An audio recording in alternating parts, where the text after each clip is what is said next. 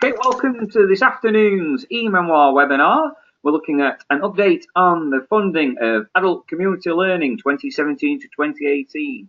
I'd like to welcome Beej Kaczmarczyk, our host for this afternoon. Keep the questions coming, we're happy to help. If you're watching this on a video recording and you have any questions, the contact details will be available at the end of the webinar and we'll be more than happy to discuss. So without further ado, I'm going to hand over to Beej. Thanks a lot, Beej. Thanks very much, Marek, and good afternoon to our listeners, particularly those of you that are subscribers to the e-Memoir service, details of which are available at the end of this webinar, and also to those of you who have used this on an intermittent basis, and of course, welcome to any new users who might have not used our facilities or certainly listened in on our webinars in the past. Over the next 55 or so minutes, what I want to look at is what's happening to the funding of community learning over the period 17 to 18 in the light of where it fits within the adult education budget and the changes there. What is really some of the pressures on community learning, particularly as we move towards more devolved models of commissioning of adult education and learning, and also just to take a wee bit of time to look at some of the issues relating to the procurement of adult education that was relevant to those of you who are independent training providers who previously have been funded by contract or not funded for AB at all, but actually been doing it as a subcontractor. So quite a lot of things that we want to cover. And what I want to make sure is that we do our best to answer as many questions as possible during the course of the webinar. If you are listening into the recording and those questions were not the ones that you wanted to ask, you can always post the questions to us and there will be details of how you can contact us on the last slide.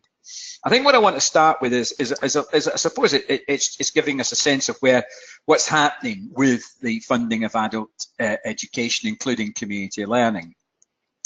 We know that certainly for the last 2 years we've had this concept of adult education budget as opposed to the adult skills budget, and we know that that is now a single funding line, although it can be separated into its component parts for some of us, particularly contract funded providers. It includes what was the adult skills that was funded outside of apprenticeships and loan funded provision, community learning, which is very much the focus of what we're going to be looking at today, and also discretionary learner supports. In other words, it's funding for adults to participate, that's those that are aged at 19 and over, and also for the funding that's required to support those adults, either in the form of learning support or discretionary learner support, which is more to do with finance, childcare, etc.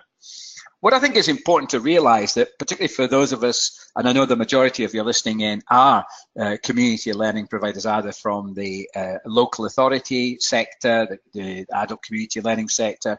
We've also got people coming in from the third sector, the voluntary sector, and some other independent learning providers as well. Is that what this brought together was essentially a set of formula-funded activities, which are funded using the AEB formula funding, with all the disciplines built around that, such as the entitlements, what is fully funded and what is partially funded, as well as what's not funded at all. And of course, the critical aspect of this, which was the non-formula funded activities, which were predominantly to do with protected community learning, that which was more traditional to activities that we did with our local communities that has been outside of the formula funding, but increasingly larger and larger elements of which are being moved into formula funding. The whole of the budget for adult education has been set at £1.5 billion for this coming year. And there's every likelihood that that figure, which is going to be indicative for the period up to 2020, should be maintained. But of course, like anything, these are not protected budgets, and so there's always that issue about whether other priorities will take precedence. I think the important thing about the adult education budgets is what is its principal purpose. It's about engaging adults, and that's anyone who's 19 over, and there are obviously some exceptions, and we'll cover those. And it's about the skills they need for further learning, for employment, getting into the world of work, for apprenticeships. But I think because of that wider definition of the skills that are needed to be able to perform the role of a citizen, a parent, I think there's a wider range of activities therefore that are covered by the AEB, and of course community learning is a real focus of that. The purpose is really also to make sure that those people who want to can get qualifications, although that's always not necessarily the case, and giving them the programs that might, for example, include non-accredited learning, which acts as a stepping stone to achieving maybe a unit or a full qualification, particularly for those who are the furthest away from qualifications, and particularly those who are the furthest away from employment and apprenticeship. So there's very much a widening participation agenda here. And therefore, to enable all of that to happen, the adult education budget does fund broader ranges and types of learning activities than just simply qualification. So, for example, skills for life, essential engagement, re-engagement, particularly for those adults that are furthest away from learning, you know, troubled families, ex-offenders, those people with addictions or with mental health needs, as well as those that are seeking independent learning and living skills, as well as employability. One thing to note, which obviously is going to affect the future of the whole of the adult education budget, including adult community learning, is of course what's going to happen with local devolution of the AEB, particularly after 2018-19 in some parts of the country, and eventually that might extend to most parts of the country, although what shape and form that's going to take is still under very much debate, and whether it's actually going to happen as extensively as first was indicated, that's also under some significant debate and discussion. So with that in mind, then, let's just look at how that adult education budget is made up of. Essentially, the formula funded bit is based on activities which can be funded either through the single activity matrix or because those qualifications carry quite distinct values, such as GCSEs, foundation, functional skills, A-levels, and the such. And I think that it obviously has a big chunk of activity, which includes, of course, traineeships for 19 to 24s. And we've had a question on that relating to how adults can access traineeships from this morning's webinar on traineeships. The non-formula funded aspects of this are predominantly what we're going to look at today, which is community learning, which, you know, is very much driven by the objectives and principles laid down in New Challenges, New Chances, which was the FE and Skill System Reform Plan, and that still drives a lot of activity. But also it includes discretionary learner support for those people that have issues with being able to access learning because of childcare, as residential needs, or obviously just simply economic hardship. So we're going to look at those different aspects, but focus much more on the community learning aspects of it. So let's go back to what the AEB itself funds. It funds participation in education and training provision. So there's the participation bit. A large chunk of this is taken up by legal entitlements, and we'll look at the changes to legal entitlements, including quite significant amounts of provision for the unemployed, so the skills they need to be able to get back into the world of work or into the world of work for the first time. Traineeships, which are those shorter programs for adults who maybe are not ready for employment, not ready for apprenticeships, but have the capacity and capability to do so within 6 months. And obviously community learning, which is a whole range of activities which I want to look at with you this afternoon. But there's also the support funding side of it, which is quite critical. There's the learning support for learners with learning difficulties and or disabilities, which is very much covered by the Equality Act as well as the Apprenticeship Act. And that is critical for people to participate as well as to be retained and to achieve whatever their learning goal is on the learner file. And obviously all those aspects of learner support, including childcare, residential, and obviously hardship needs. So I think it's important to realise how extensive that £1.5 billion is, but a significant chunk of it is taken up actually by those legal entitlements, what we call the statutory entitlements. And obviously for many of us who are providers of quite mixed economies, which include 16 to 19 provision, adult education budget, including sometimes community learning, we have a whole diverse set of needs there. So the first thing really to sort of say is that if you've got an AEB budget, an allocation, and and some of you will be grant funded and some of you will be contract funded, it's always critical to say, well, how that first question is, how's your A be allocated between formula funded activity and non-formula funded activity? Particularly if you're a grant funded local authority provider, you might find that you've got an allocation that's been given to you this year, which was nothing to do with the procurement because you've been directly funded through grants, and that you find that your allocation was £1 million, of which 800,000 was your community learning, which was the same figure as you had in 2015-16. In other words, you've got the or obviously funded in 16-17 if it was carried through, and then you might find that £200,000 is formula funded activity using the AEB funding formula with all the attendant restrictions on that, such as, for example, who can access full funding, etc.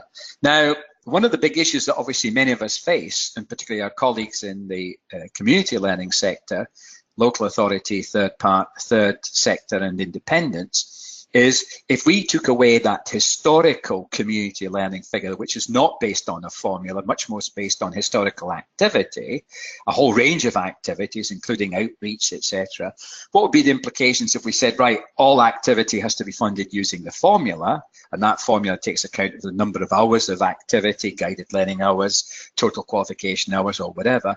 What would be the implications of moving to that formula funded approach if we did 100% of it? And certainly from the webinar that we ran on this in August, one or two of our providers said, well, my million would become 400,000, or I would lose a half of the total allocation. And obviously what's critical here is that in looking at the way that the AAB works over the next few years, that distinction between the non-formula funded activity, which is called community learning, and the formula funded activity, which is adult skills outside of apprenticeships and loan funded provision, is absolutely critical. So from any of those that are listening in, have you actually modelled what would happen if the whole of your AAB allocation was based on a formula and you didn't take account of what your community learning was in, say, 16-17 in terms of the historical figure? And I'm sure you might not want to share it with us now, but I'm sure it would be quite significant. The other issue, of course, is that many of you, in effect, are acting as commissioners, which means you receive those funds as a grant or a contract, and then you actually then invite other providers, maybe independent providers, local providers, to then actually tender and deliver some of that work for you. So you do this through a nature of partnerships and subcontracting. And when I've been looking at some of the larger community learning providers, significant proportions of your work are actually divvied out or allocated through a commissioning model, which means that you keep a proportion of the funding to take account of your responsibilities in terms of quality assurance, administration and data, and then leave a proportion that is the direct delivery costs, which your subcontracting or partnering organization can then use to deliver the learning. So these are just some questions, not necessarily to answer now, but to sort of think about, well, if we are exposed to a large chunk of our provision being delivered by subcontractors, what would happen if those subcontractors went through a procurement process to become direct providers of, for example, adult education, including adult learning, including, of course, community learning. And of course, that has also got issues because increasingly that procurement process is moving away from the non-formula funded approach to a formula funded approach, which in itself has got significant implications, as we'll pick out later. So thanks very much. We've got a couple of responses there. We've got one of you that roughly it's 80-20, 80% of your allocation is non-formula funded, that's the community learning, and 20% is done through the formula. We've also got one of you who's answered that currently over 50% of your actual provision is delivered by subcontracting partners. And of course here the criticality is the quality assurance, etc. And whatever funding you're receiving is on condition that you are very clear about your relationship with those subcontractors. You have a clear fee policy and obviously a transfer policy for how much of the income that comes into you then goes to them, and obviously all those other assurances in place. So what else do we know about the adult education budget and the way it's changing? particularly in the changes away from the previous setup with the adult skills budget, etc., and the separate budgets. Well, there is a lot more freedom and flexibility within the AEB, and I think it's about the confidence of you as providers to use those freedoms and flexibilities to offer a wider range of activities which may or may not include qualifications. So, for example, non-accredited ESOL, which we're being asked increasingly to deliver through the local flexibilities. What is critical, of course, is that large chunks of what you do are actually the statutory entitlements, which 19 to 23-year-olds are entitled to if they're doing their first level 2 qualification or first level 3, as well as the extended entitlements for English and Maths for learners aged 19 and over who haven't yet achieved a GCSE at grade 4 or above. Now, by the way, do not assume that any of the qualifications which you were able to offer as part of the entitlements last year will be able to be offered this year. So always update yourselves from the hub. But also remember that the ESFA has also deliberately targeted unemployed people and saying that those, for example, those unemployed 19 to 23-year-olds who already have a level 2 qualification, which is no longer relevant, can be funded for another level 2 qualification if it's one that gets them into a job. So there are some changes to those entitlements which were announced last year, which will continue this year. One thing to also note is that learners aged over 24 on the day in which they start the program, it's either 24 or over on the day they start, if they start on a program and that program is needed to get them up to level 2, then they will be fully funded if they are unemployed. And obviously the definition of unemployment is very clear. It's in the guidance, it's in the rules, you know, it's about universal credit, it's about JSA, ESA, or any other thing which is a category which is deemed to be unemployed for purposes of funding. So I think what is critical is therefore is that when we're looking at your provision as an adult community learning provider, many of you have got your community learning block, but also got an AEB formula funded element, which has a large chunk of, and I've been working with providers in Lancashire, where a large chunk of their formula funded actually is already taken up. Not through discretionary activity, but through these legal entitlements. In other words, they've got adults doing their first level 2 programs, adults doing their first level 3 programs, as well as adults who are wanting to do functional skills and GCSEs in English and Maths. Now, these learners, don't forget, are entitled to be fully funded. So on no accounts do you charge them any type of tuition fees. So that's obviously a key condition of funding there. And for many of you, even the more traditional community learning providers, the local authority base, you will find that you've got quite significant numbers of learners that are entitled to be funded through these statutory entitlements. Also very much the case in colleges offering adult education. So what qualifications are required for the legal entitlements? Well, to be in the first level 2 and first level 3, they must be what we call part of the 16 to 23 core offer, although we're obviously interested in the 19 to 23 age group, and they're obviously those qualifications which you'll find on the hub are technical and applied qualifications that we then use in the performance tables, and then certain qualifications in the 16 to 19 qualifications which are not those technical qualifications. Keep up to date with them, they're critical. On the other side, of course, you've got the English and Maths and ESOL, and that obviously includes those qualifications which are recognised for purposes of the statutory entitlement, which includes, of course, stepping stone qualifications. Remember, an adult who maybe has achieved a level 2 functional skill is still entitled to convert that to a GCSE and be fully funded if that's to get them up to that level of a GCSE as opposed to a functional skill.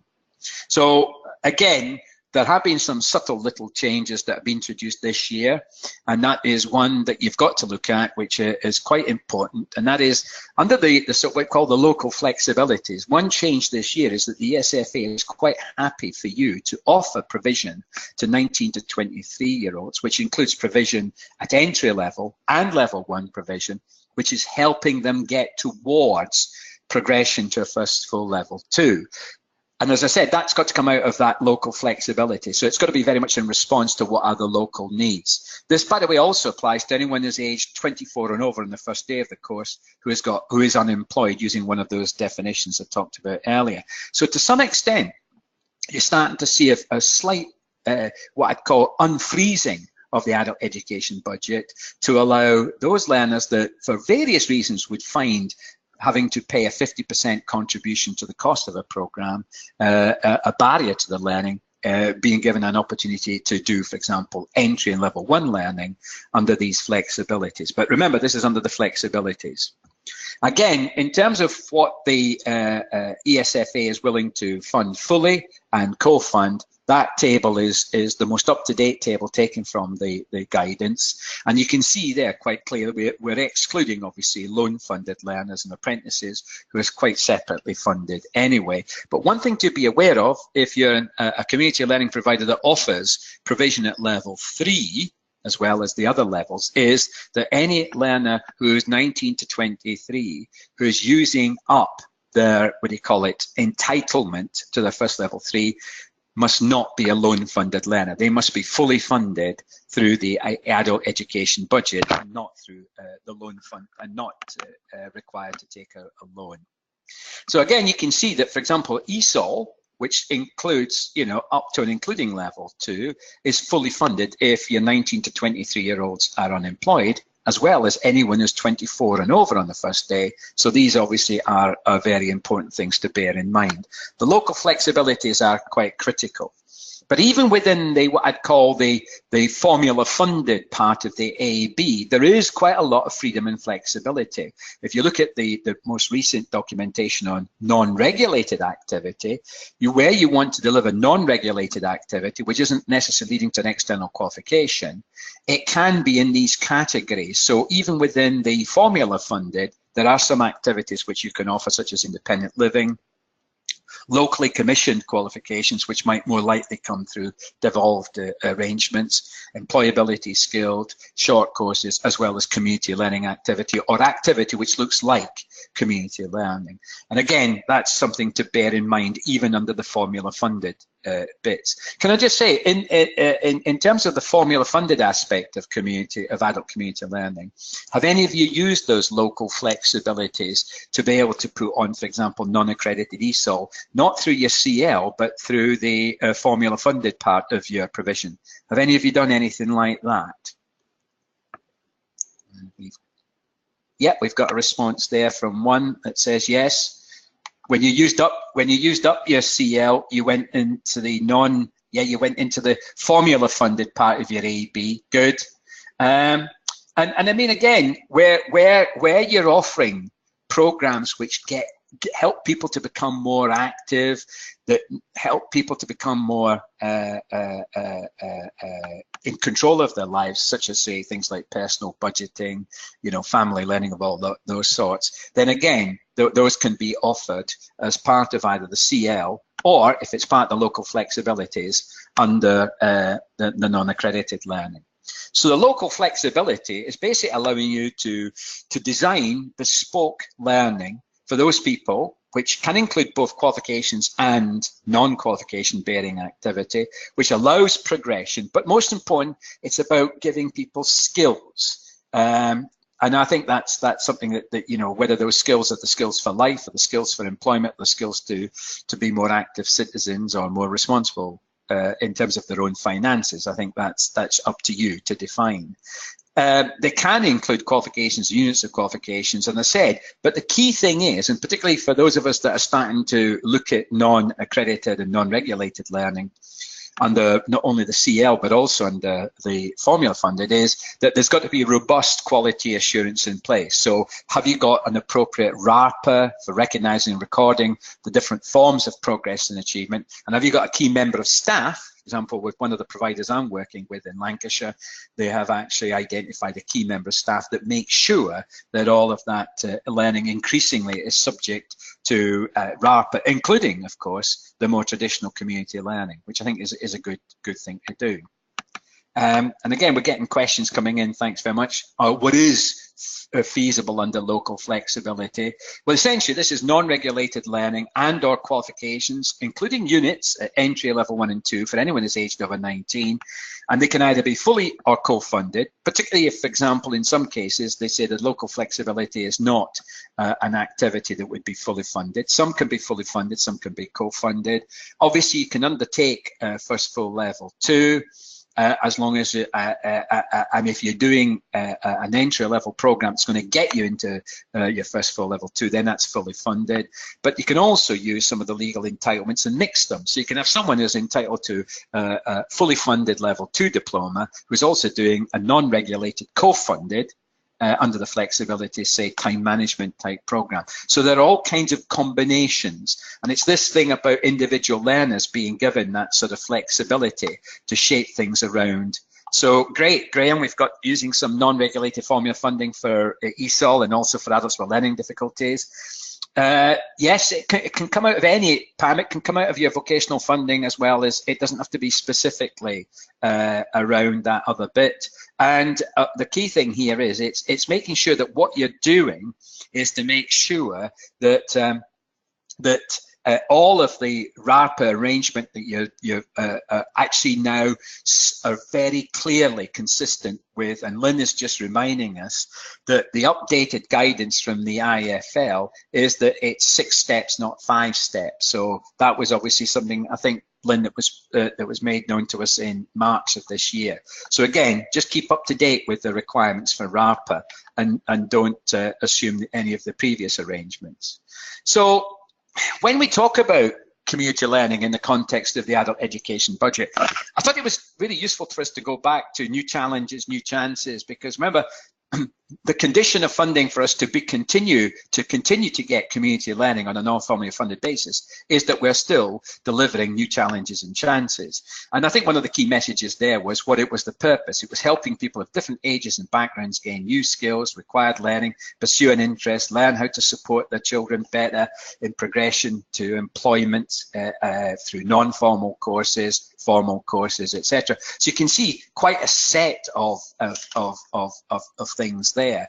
And, you know, if I remember, it was maximizing access to community learning for adults, bringing new opportunities, improving lives, whatever people's circumstances, promoting social renewing, maximizing the impact of community learning on the social and economic well-being of individuals, families, and communities.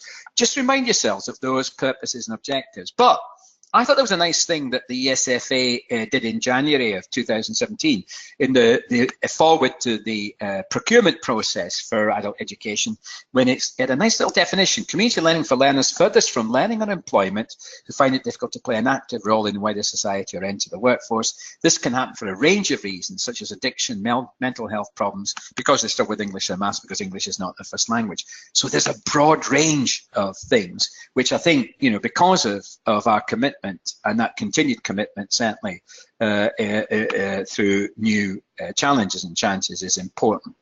But how's it being funded as part of AEB? And as you know, it remains funded as it was in 2016-17. So those of you who are grant funded would have got an allocation for so much based on what you were delivering in 2016-17. Now, obviously, if you're in receipt of non-formula funded community learning, you can spend up to the whole of that 15-16 allocation value for community learning. And I think that's important because obviously that gives you that certainty about commitment, about continued commitment to your communities, particularly where you've got learners that go over two funding years. I think for grant funded providers, we also have the flexibility to use any non-formula funded CL, which we underspend, for AEB formula funded activity. And you know, those of you listening in are very well versed in those sort of tactics of moving funding between the non-formula funded and formula funded activity as required to get the best deal for your learners. But I think also it's important to recognize that providers can add to the non-formula funded community learning offer using the AEB formula funding. However, that means you've got to follow the learner eligibility rules, which of course can be quite strict, as well as the funding methodology, which of course funds activities in a different way. Doesn't necessarily fund it by the cost, it can fund it by hours or whatever. But also you'd have to be subject to things like fee remission policies, which are bound differently at national level from those decisions that you might make at a local level, where you might, for example, say that all community learning is fully funded and you not require any contribution from the learners, even under arrangements for Pound Plus.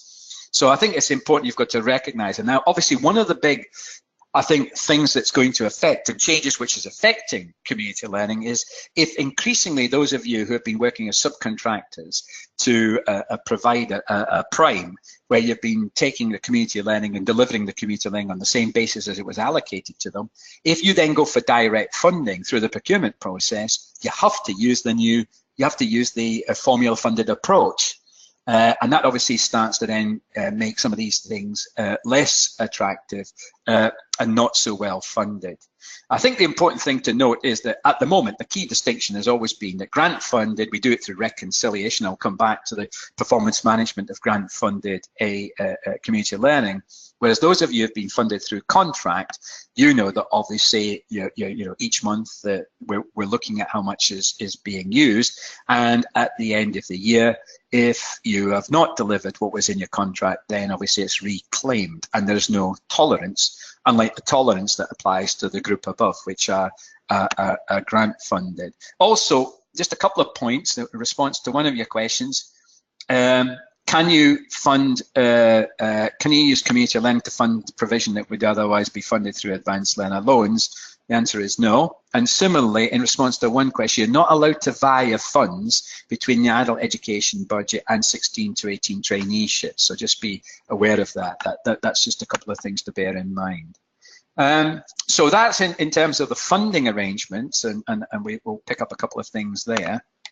In terms of the delivery, if you've got a non-formula funded aspect or part of your AEB based on that historical activity, then you can continue to deliver it in line with what was in New Challenges and New Chances. But I just want to remind you that there are some key things in the arrangements there, that, for example, you will be using a Pound Plus strategy, although I know for community learning very often the plus comes in the form of volunteers or rent-free space and equipment. But you can continue to, basically the idea is that we should be encouraging people who can pay to pay, because that to some extent then provides more resource for those who are not in a position to pay. You have to continue to use the non-formula earnings methodology, paid on profile, which of course I'll just look at in terms of performance management. And of course you have to continue to submit ILR data in the appropriate form. For example, if you're doing family English, maths and language support. But one of the things I think that's important is that to recognise that there are some things in the way in which community learning works which do relate to what happens if you're working with learners under the age of 19. And I think the key thing is there that and I know one of you has already asked the question, can we provide through the AB for learners under the age of 19 only if they're a parent or carer, and obviously that's an appropriate programme which is a parent, carer or guardian attending a wider family learning or family English, maths or language programme, and funded through non-formula community learning, recorded using mode 10 in the funding model field in the ILR. So there you can, it's both those conditions, by the way, which apply. But I think one of the key things here is that the assumption all the way through, whether it be formula funded or community learning funded, is that you're making sure that where appropriate, those learners are on the right programme, they've been guided properly, and obviously, wherever possible, they're being offered opportunities to improve their English, maths or language skills. And to get accreditation, should they be looking for it? So clearly you can offer accredited programmes within the non-formula funded if it's appropriate, but also you can, and obviously you can also do the same in the formula funded activity, and I know some of you do. So there's some very important sort of messages then coming through in terms of, so the first message I really want to get is, in light of the way that the AEB now shapes itself, has your curriculum offer changed significantly, for example, in terms of meeting the objectives and New Challenges and Chances? And are you finding if you were a more traditional adult community learning provider in the local authority sector or the third sector, that under the flexibilities, actually other providers such as FE colleges are now starting to come into your markets, if you want, and using the freedoms and flexibilities that are available to them. So again, just to reflect on those sort of questions, you know, do you think your curriculum offers changed significantly? For example, moving from non-formula funded to formula funded provision, has it changed the nature of your offer? And has that meant that some of your learners can no longer take up the offer because they're not looking or not able to undertake qualification type programs? And are you finding that there's more entry into your market, particularly under the flexibilities? And of course, with the procurement process for the independent training providers, the 110 million that was put up for procurement, then that means that some of your subcontractors might now be directly funded, and obviously that is also offering a more competitive market. So a couple of you have already commented, yes, increasingly offering more qualifications, yeah. And I think we've got a question coming in from Jane. Could you use non-accredited local flexibility for learners who have recently passed the functional skills level 2 maths to upskill them to get ready for GCSE? Under the this is not actually a flexibility, Jane. Under the national, what we call the statutory entitlements, anyone who's passed a functional skill maths or English at level 2 is still entitled to be fully funded to do a GCSE. And obviously, I know it might be a jump for them, but it's consistent with the funding rules. So again, if you've found that an adult has done the functional skill at level 2 and then they want to go on a GCSE, then you offer the GCSE program through the formula funded approach, funded at whatever the rate of funding is, £724 or £811, I think it is now for a GCSE. But can I just remind you that that has to be fully funded. So that is coming out of your qualification bearing. Can you use community learning funding to fund something that's funded through adult skills? In other words, flexing and moving between the two. I think the main thing is, as long as you're not exceeding what was originally in your non-formula community learning funding, because if anything, once you've exceeded it, then you should be going into A/B formula funded activity. Okay, so hopefully that answers those questions. There is another question just coming in. Yeah, thank you. We've got another one coming in. Yeah, and I think one of the things that, Lynn, you're right in saying is that certainly with the local authorities I've been working with, a lot more of what I'd call the community learning provision is tailored to be short type of programs, tasters, etc., particularly linked to employability, to things like ICT skills, which are hoping to get people into employment or help them on the road to employment. So for example, some of the adults might find as a result of doing this, then they can take on maybe a more substantial qualification or a more substantial activity, which is going to help them to go into employment. And that's also been a feature very much of what's happening with the devolved budgets and came out of the consequences of the area reviews. Okay, so how does what does this formula funded that we're talking about, how does it work?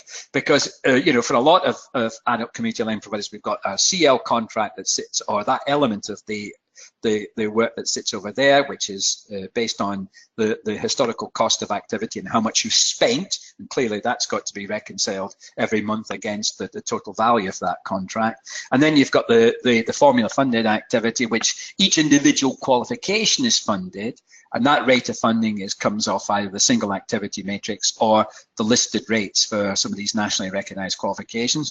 We then add some funding on to take account of the learner's postal codes, and then your delivery location where you deliver also leads to further uplift. So you can have a learner coming in, you know, on a 600-hour program. They come from a postal code with a 10% uplift. That now becomes £660. The delivery is in central London. Another 20% is added, and that learner's funded at well over £700, of which 80% is on retention, 20% on achievement. Because remember, there are still those conditions.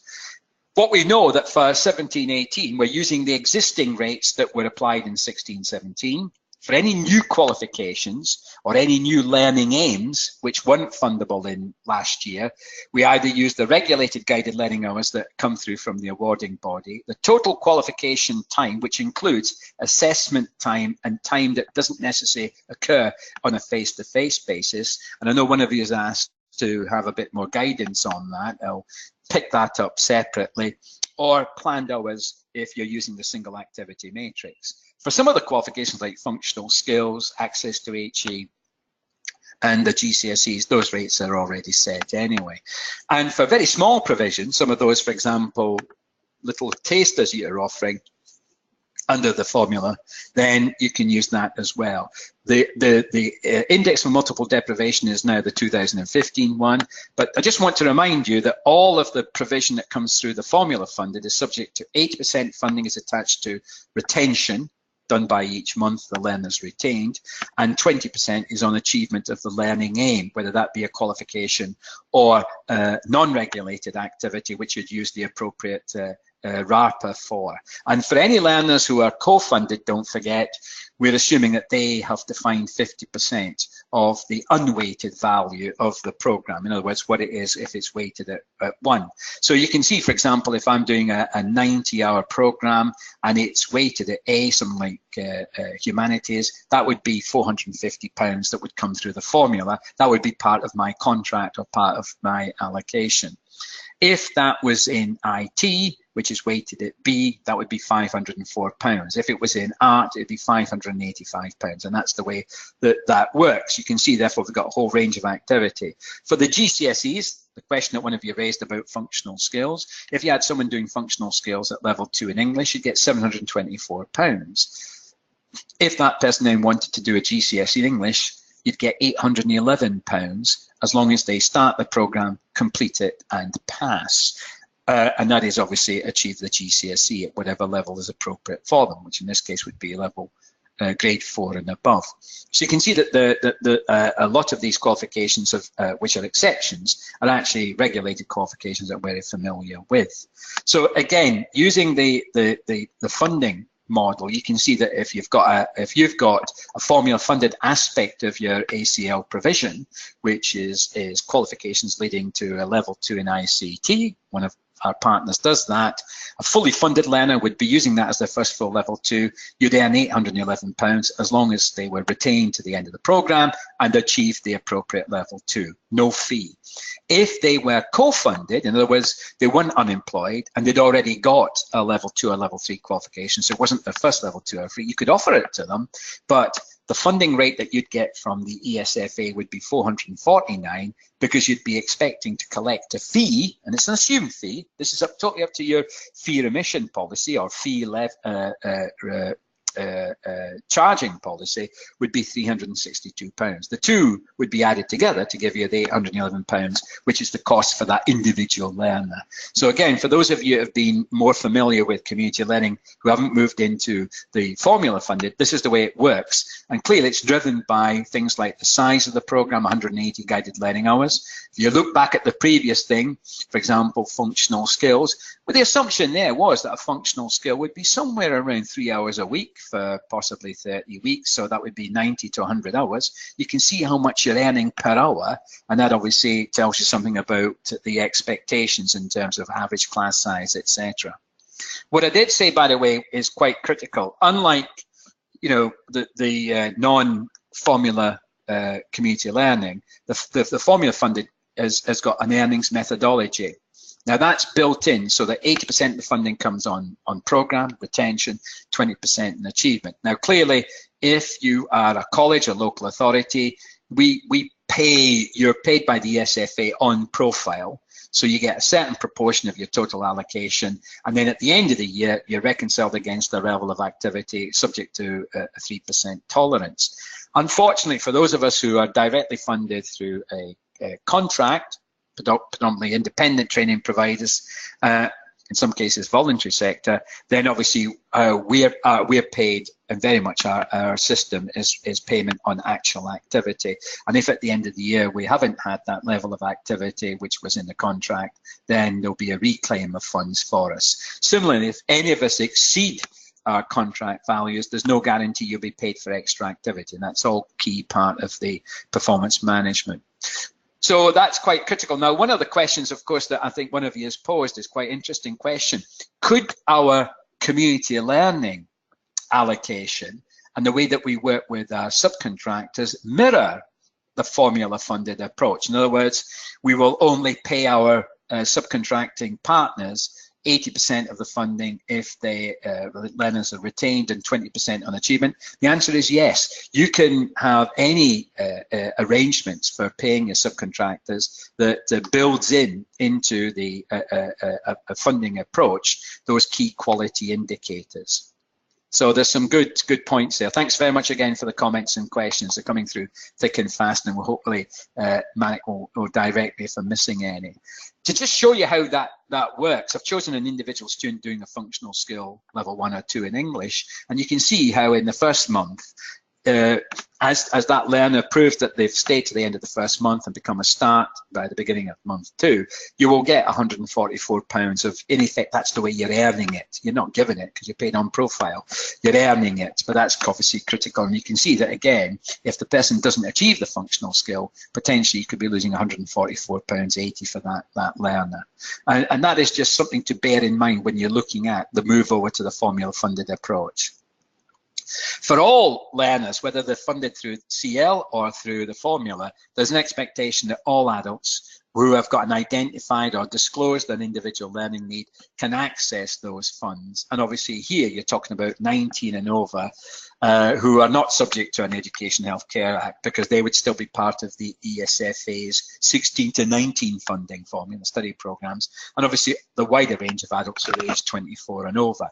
For those of us that are essentially grant funded, you're getting that rate of £150 per month. And I think what that is reflecting is that we assume that that's an average that you should be able to live with, even though in any month there might be either less spent on that learner or more. Now, if there's more spent, what we call excess learning support, then you can't claim it through the ILR, because you can only claim £150 per month for that learner.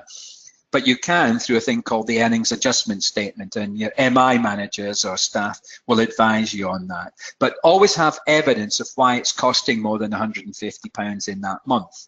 So if in that month we're putting activity on which is costing more than £150, evidence what that activity was, you know, support from an individual counsellor for 3 hours, how much was that costed at, you know, £60 an hour, so that's £180.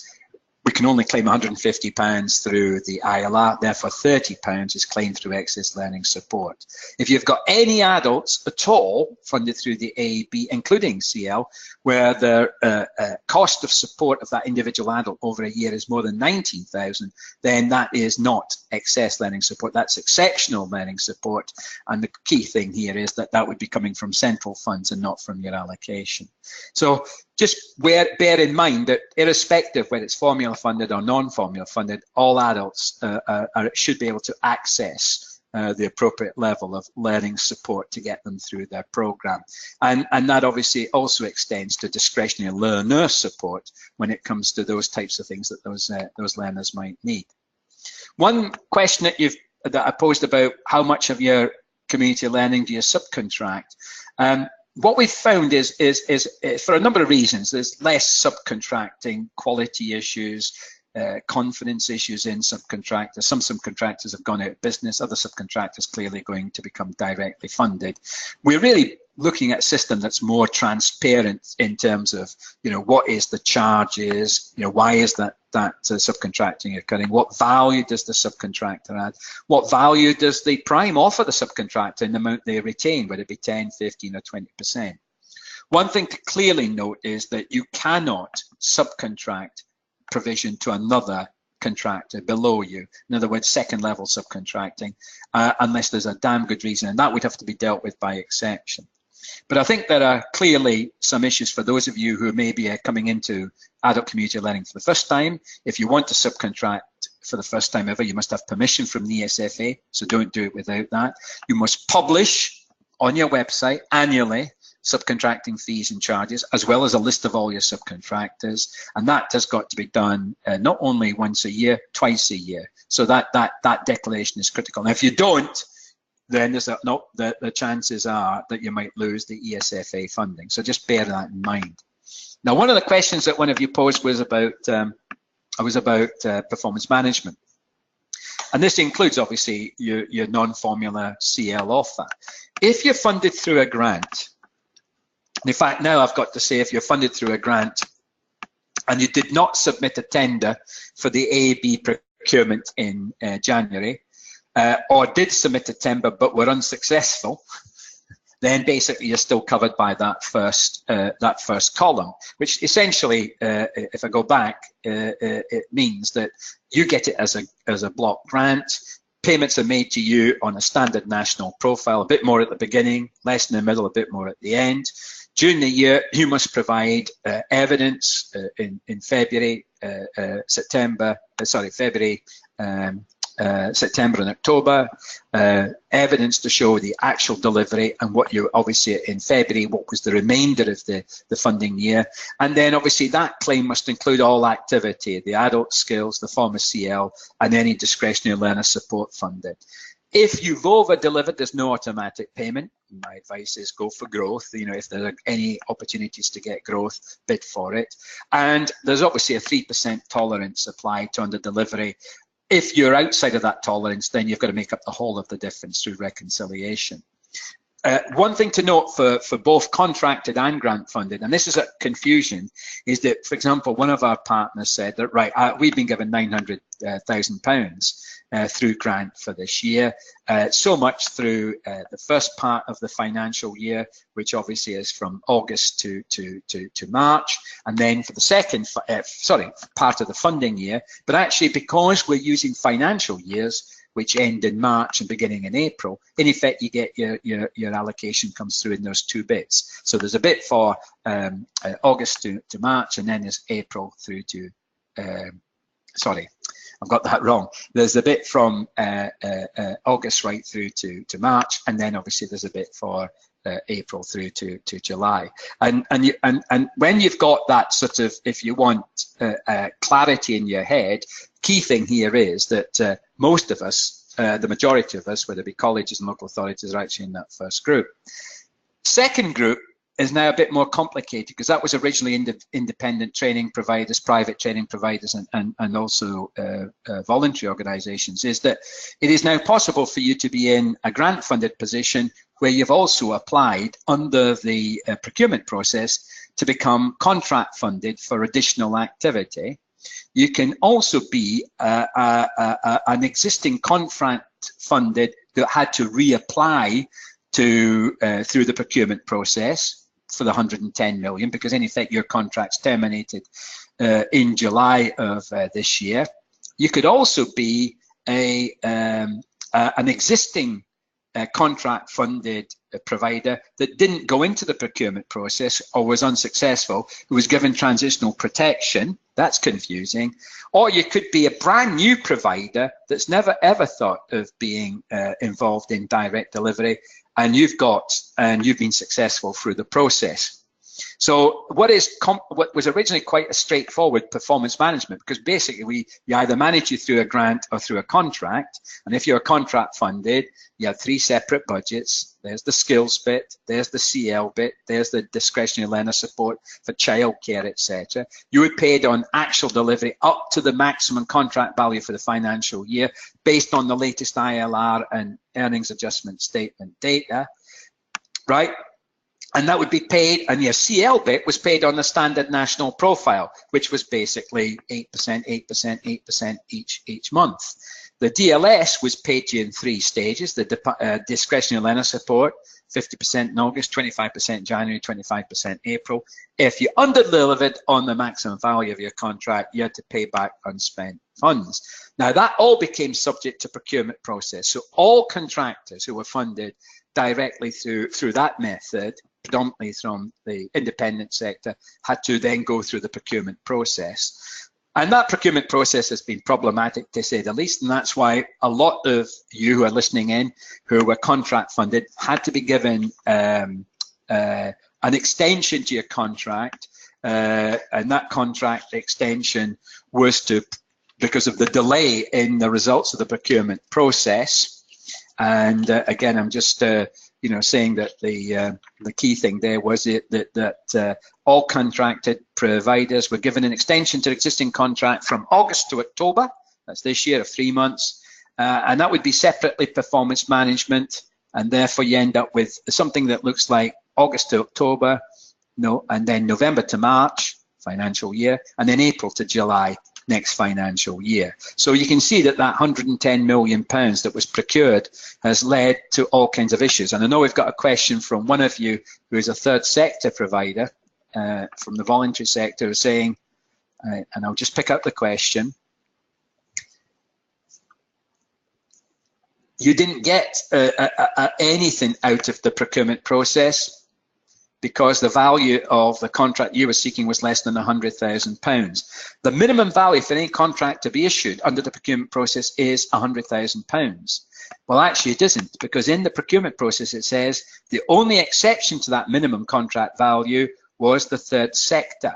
Unfortunately, you had to declare it, and that means you had to declare it on the ROTO as well as in that procurement process. So the only thing I can think is that maybe that declaration wasn't recognised, and clearly if you have declared it and you haven't been given something because of that minimum value, I think you've got a good basis for an appeal there. So hopefully that's answering your question there. So what does the new performance management of ACL look like? Adult education look like, including community learning? Then all I can say is have a look at the new Annex C to the documents that came out. That's the performance management, the rules and performance management version 2, because basically it says if you're grant funded, right, and you did not apply, it's the same arrangement as I showed you there, right? If you were grant funded and you did apply for some extra work through the procurement process, then the procured element would be contracted separately, and that would be paid monthly in arrears based on your ILR returns as opposed to profiled. If you were contract funded and you did have an A-B contract in the previous year, and you were successful, then you've obviously got to look at the line down there, which indicates where the process would work. I received an award, and then you'd be issued a 3-month contract extension to cover the period up to the end of October, and then a 9-month contract that would go from November to July, split over 2 financial years. If you want to increase your A-B allocation, then you'd go for a request, particularly if you're going to try and increase the value of that contract. If you didn't, then you've got some protections, and those protections are quite critical. And it's quite interesting to see that if you did not tender or failed, then you're guaranteed either the existing value of your contract, that's interesting, the existing value of a contract, or £589,148, whichever is the lower.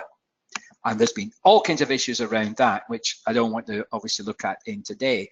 But have a good look at that, the performance management, because I think that's a critical document there for us to review. In the light of that, then it does seem that quite a lot of the discussions about devolution of adult education budgets, including community learning, would seem to be some distance off for many of us. But even though that procurement talked about being focused on some of those, where those regional arrangements or where those devolved arrangements were, I think it becomes more and more clear that the government certainly views adult education budget as something that should be much more localized. Therefore, it should be devolved to these combined authorities, local authorities or commissioning agencies. And that to some extent, those local outcome agreements could include the broad range of outcomes that you want the system to deliver, including those outcomes that are more familiar to you through new challenges and new chances. I think therefore the big thing for me would be how we can protect that community learning through these devolved arrangements, and simply not have the move over to a formula funded approach to replicate, say, a national funding formula. And I think, therefore, that the area review process allowed that partly to happen. For example, as one of you's already mentioned, the London review of ACL highlighted how important it was to have a different way of looking at community learning where it was meeting educational and social needs, as opposed to those needs that are more to do with employment and access to, for example, jobs and to apprenticeships. So I think what we're going to end up with is a bit of a mixed economy offer in the next couple of years, a national offer for things like first level 2, first level 3, English and maths, GCSEs, functional skills, and then something at local level, which includes non-qualification activity, either funded through activity, CL, or funded through a formula, which is more closely related to things like the hours or the size of those actual qualifications or programs. So I think that's something to look forward to in the future. I think what would be critical here is that if we do have a devolved system, a question that I'm going to pose continuously, and I'm sure those of you who are local authority providers would be, what kind of role can we have in making sure that local adult and community learning needs are met through the devolved arrangements? And it's not just about progression to employment, it should be, what about progression into other forms of learning? What about resolving issues to do with addiction, mental health? What about troubled families? These are not necessarily achieved through qualifications or through that type of learning. How can we protect that under a devolved system, especially if that devolved system means that the arrangements in Sheffield could be totally different from Nottingham, Derby, could be totally different from what happens in Manchester. What are the most effective and efficient delivery models for these types of services and these types of institutions? I don't think the formula funded approach based on GLH is going to work for things like those activities such as working to improve people's health, working with troubled families, which is much more individual, much more driven by need, as opposed to simply defining things in terms of the number of GLH. And of course, what other sources of funding can we access in adult community learning to make sure that we protect those activities, say from health budgets or from Macmillan or whoever you're working with other local authority budgets, or from the voluntary and third sector. So there's still quite a lot of questions I think that still need to be answered, which relate to the future of adult community funding and community learning and the funding of that activity, which need to be answered. And I know that certainly working, those of you who are local authority providers, in a future series of webinars just on community learning, we're going to start looking at these issues. These three issues, I think, we're going to start looking at in more detail, particularly as the arrangements for devolution become clearer, or not, if in some cases they don't happen at all, and what would be the implications of moving over to a totally formula-funded approach, which of course is one of the anxieties that we've expressed through the procurement process. And I think that's something maybe you haven't picked up. And it's just that I've been talking to providers have told me, yes, we went through the procurement process, we were successful, but what we've not realised is all of our provision, including CL, community learning, and non-accredited learning, is subject to the AAB formula funding methodology based on the single activity matrix. And obviously in terms of who's entitled to, for example, to have their fees remitted. You know, the flexibility you've got at local level is not there if you go over to the national formula. So I think those character, is a sort of final point. My feeling about where we're moving with all of adult learning, including community learning, is increased localism and devolution will create those opportunities, but also significant threats. We have to start linking, I know, some of our activity much more with economic and social policies, but because we're looking at quite a diverse, the 2.5–3 million learners that are covered by this, they've all got different needs and wants, and therefore we've got to reflect that certainly within the spirit of new challenges and new chances. I think there will be, in some cases, more competition for funding. You've got, for example, colleges and grant-funded providers now going for extended contracts on top of their allocation. And also we've got new people coming into the market to take advantage of these opportunities, particularly the flexibilities. We've obviously got subcontractors becoming primes in their own right. But I think what you're starting to see is you know, three things. A shift of skills funding away from the state increasingly to the beneficiaries through loan funded, through obviously apprenticeship levy. And I think we'll, under the pound plus, which was, you know, a key element of this, is we're expecting to see maybe those adults who can pay a bigger share of the cost of any learning that they're undertaking. But also building into this much more rigorous performance management, particularly in terms of outcomes. How are these adults progressing? You know, how do we measure outcomes? It's not just in qualifications or in things that they've learned that they didn't know before. What about, for example, in families becoming less dysfunctional? What about people no longer being addicted? What about people improving their health? There's got to be a wider range of indicators of performance, not just those that we've been applying to the formula funded, such as destinations, progression through learning, and changes in earnings. But I think the key message throughout is that whatever the source of funding is, and whether it's going into community learning, which is non-formula funded, or into formula funded activity, which is skills, is that all those public investments have got to deliver the maximum value for money, whatever those measures of effectiveness are.